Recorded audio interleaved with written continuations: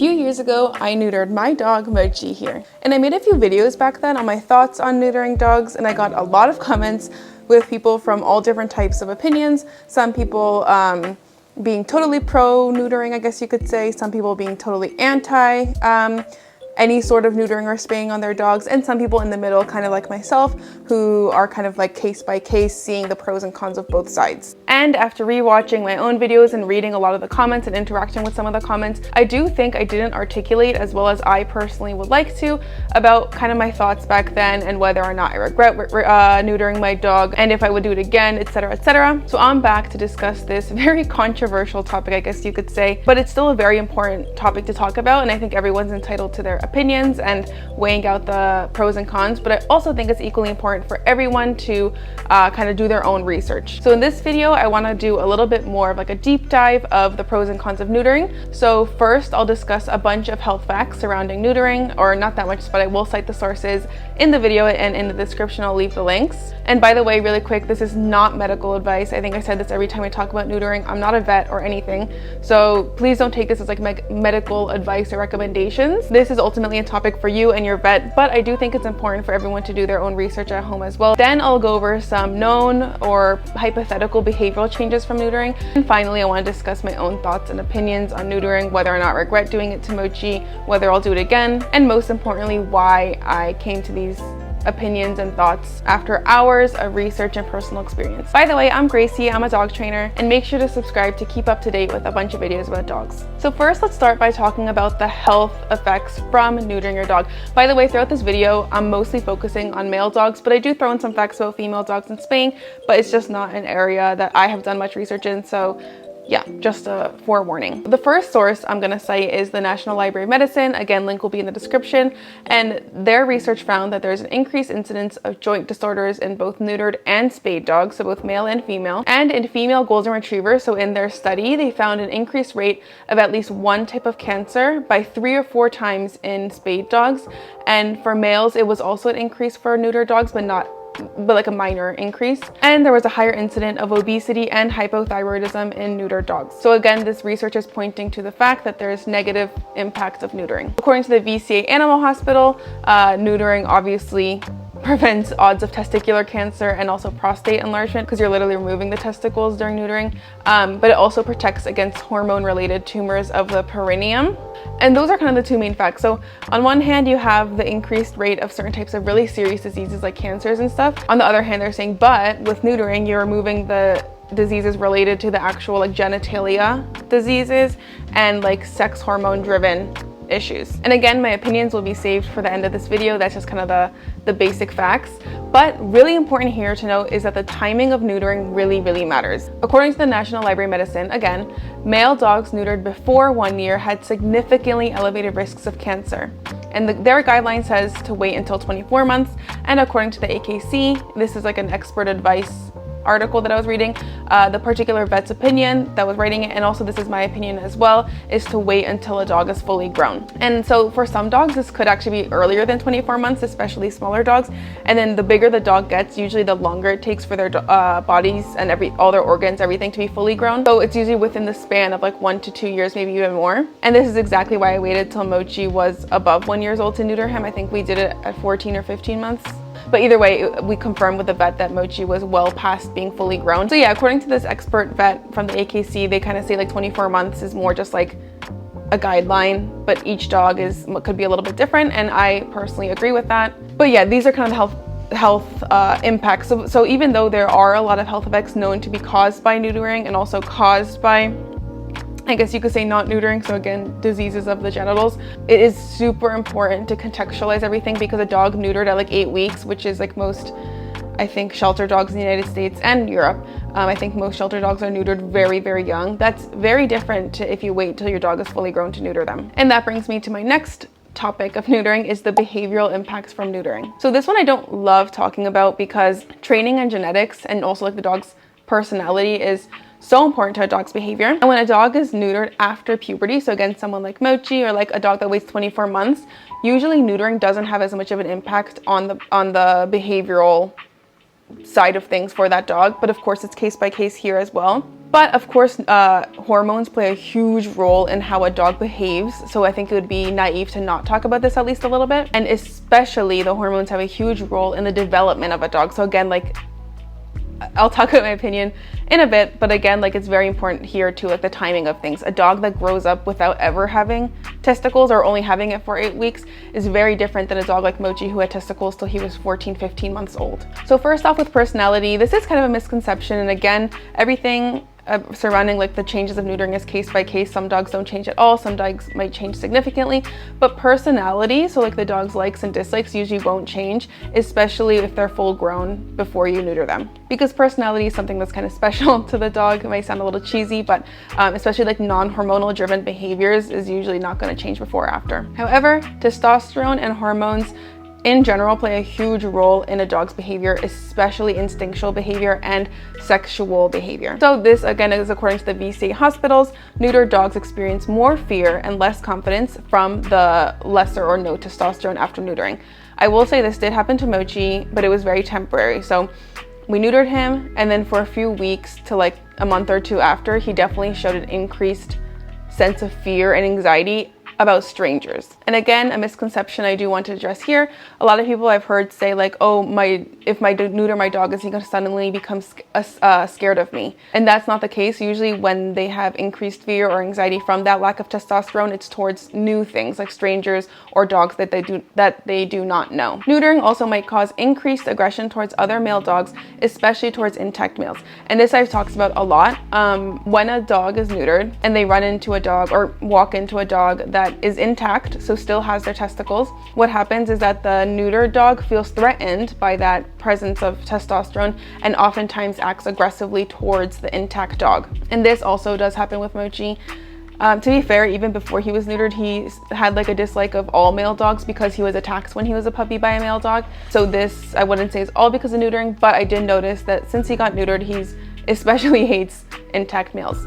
But on the other side, neutering prevents, again, that sexual driven behavior such as roaming, which is when male dogs have a strong sense of mating and reproducing. And for example, if they smell a female dog in heat, there's been instances where male dogs will literally jump over a fence or something to escape their yard to get to that female dog. This leads to not only things like accidental litters, but also things like fights with other dogs that they might run into on the way, or is there car accidents, dogs getting hit by cars because again, they escape their yard, and other external threats. Basically, being intact in an area where there's a lot of neutered dogs and you kind of have to be in that environment a lot with your dog will make an intact dog kind of a target per se because of the testosterone that they carry that others don't maybe. Okay, so those are kind of the general health and behavioral impacts of neutering or not neutering your dog. And again, there's more to be known, so definitely do your own research. If you're considering this for your own dog, you really should put in a lot of time to this because there is a lot of research out there.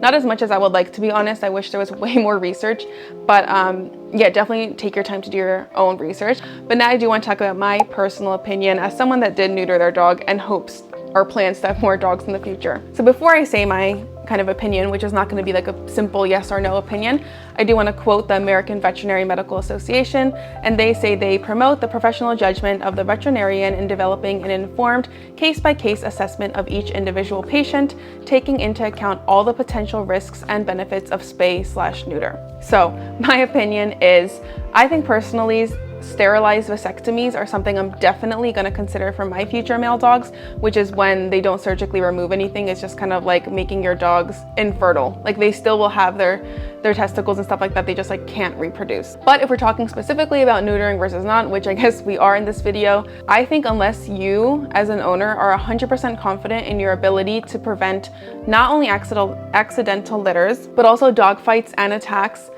I think you should neuter or sterilize your dog. And by the way, that includes accounting for people who live nearby who let their dogs, intact or not, roam free in your area. And that also includes if you want to go to the dog park and stuff. By the way, I think if you want to go to dog park or doggy daycare, your dog does have to be neutered or spayed. So that's like a whole different thing, but just putting that out there. And this is kind of the point I wanted to articulate in my past videos as well, but I don't think I did it that well back then. But my whole reason for saying that I think a lot of dogs, especially that live in cities or, you know, like to go on walks around the neighborhood where there's a lot of other people, I think those people should strongly consider neutering because yes, the health effects, in my opinion, point to not neutering is more safe for your dog. Because let's say your dog does get testicular cancer when they're 8 or 9 years old. A lot of times you just neuter them at that point, and it might take them a little bit longer to recover, or it will take them a little longer because they're older, but it's not like the end of the world most of the time. But for example, like a lot of the cancers that come with neutering might be really hard to treat and could be deadly. So I think, yes, I do acknowledge, again, in my opinion, that it seems like neutering probably comes with more cons than pros in the health department. However, I think it's also silly to pretend you live in a silo. So with Mochi, for example, I live outside of a big city, but still a lot of people. And when I go on a walk with Mochi, he's always on a leash. He's a good boy. He doesn't like randomly try to kill anyone. But every single day, every single walk, at least one off-leash dog runs up to us. Now, if Mochi was intact, what if the other dog was a boy dog that didn't like intact males? Because again, like I said earlier, when an intact male had so much testosterone and a neutered dog comes up to him, a lot of times the intact dog will become a target. And a lot of the dogs around here are shelter rescues, so they are neutered. Secondly, what if the female dog that runs up to him is in heat and Mochi was intact and they reproduce? Again, like, I don't want an accidental litter. So that's kind of where I was coming from with saying, like, I don't regret neutering my dog, and I still stand by that, to be honest. But in the future, my goal, or my plan, I guess, and so is my husband's, is to have a huge property where our daily walks, besides like our fun little adventures, could all be done in like our backyard. Basically, if we had like 3, 4, 5 acres, we could just do nice walks in our private forest in the backyard. In that case, I probably, like I said earlier, would consider sterilizing my male dog if I have females and males, or maybe just leaving them intact entirely. But again, I think it's really important to consider all the external factors as well. So I did want to share some other stats, by the way. I don't know if these stats are 100% reliable only because I did a lot of research, but there's not that many stats in general, but I think they still paint a picture. So first of all, from the Zero Stray Pawject.org, 62% of dog births were accidental last year, I think. This is such a concerning stat in my opinion, and I'm pretty sure this stat also includes like stray dogs, so that's obviously important to consider. But even from like personal experience, I know multiple people who lived where I'm from, where I am right now, who are just like, oh yeah, my dog is either a product of an accidental litter or my dog had an accidental litter. And at the same time, every year, according to the ASPCA, around 3 million dogs enter shelters and around 390,000 are euthanized. So not only is accidental litters contributing to the unnecessary population that exists, not only in the United States, but also in Europe and Asia and all that kind of stuff. In my opinion, and I think the opinion of most people, breeding without purpose and intent is super unethical, and I will stand by that no matter what. I think we should be leaving the betterment of breeds to ethical breeders. When we keep having accidental litters, not we, like literally we, but when people keep having accidental litters from being irresponsible in terms of their unneutered dogs or unspayed dogs, just like roaming, let's say, we also perpetuate more homeless dogs, because the puppies that result from 2 dogs that were not properly temperament or health tested are a lot harder to be homed properly to the right families. In the case of accidental litters, a lot of the time, at least from like my personal experience, from what I've seen in real life and online, a lot of people will be like, oh, my dog had an accidental puppy litter, gonna give these away for $50 each. And I've seen this a lot of times on Instagram. It's disgusting. And so these random people will see an Instagram story or, I don't know, a Craigslist posting, pick up a puppy for $50. Turns out that dog has terrible temperament, because genetically, even with training, because the parents were not properly temperament tested, or the puppy ends up having severe health problems from a young age because, again, the parents were not intentionally bred, and then those puppies oftentimes end up again in a shelter. So yeah, in my opinion, it's just super irresponsible, but unfortunately it happens all the time with people that don't neuter or spay their dogs, plus don't like take responsibility for it. And I'm not saying that's everyone, but it is like a lot of people. So also my last point before I move to my final thoughts is like the hypothetical of if ethical breeders were like the gold standard, because I know a lot of people, not everyone, but a lot of people demonize people that shop at ethical breeders, and I get it. There's a lot of homeless dogs. I adopted my first dog, loved him, he's amazing. But let's think hypothetically. If we over time could make sure that ethical breeders were the only ones breeding puppies, so no more stray dogs or no more accidental litters. So this would be in the form of neutering stray dogs and releasing them, which is a program that happens a lot, or people with their own private dogs being more responsible about it, we could severely cut down on dog homelessness over time until we eventually eliminate it. Hypothetically, of course, this is not going to happen in our lifetimes probably, but let's think like hypothetically. And not only could we do that by making ethical breeders the only people that breed dogs, but we could also improve the whole species of dog over time. So since ethical breeders go through a whole rigorous process of deciding which two dogs to breed by testing their health, their temperament, all that kind of stuff, hypothetically, if we kept doing that over generations and generations of time, we would end up at a time when all dogs would be living to, I don't know, like 25, 35, 45, whatever. And obviously there's a limit to that, but you know what I mean? And their temperaments would be very calm. We wouldn't have as many like dogs with genetic behavioral problems, so on and so forth. So this is the really important thing. And I think a lot of the comments in my past videos misunderstood me. I have nothing, absolutely nothing against owners that don't neuter or spay their dogs, but are responsible. Actually, I admire them a lot. But the truth is, we have to take all factors into account, and a lot of people that keep their dogs intact are not fit to have intact dogs because they either let their dogs off leash and something happens, or they are aloof and walk their dogs in areas or live in areas where a lot of the other dogs surrounding are not compatible with living near an intact dog.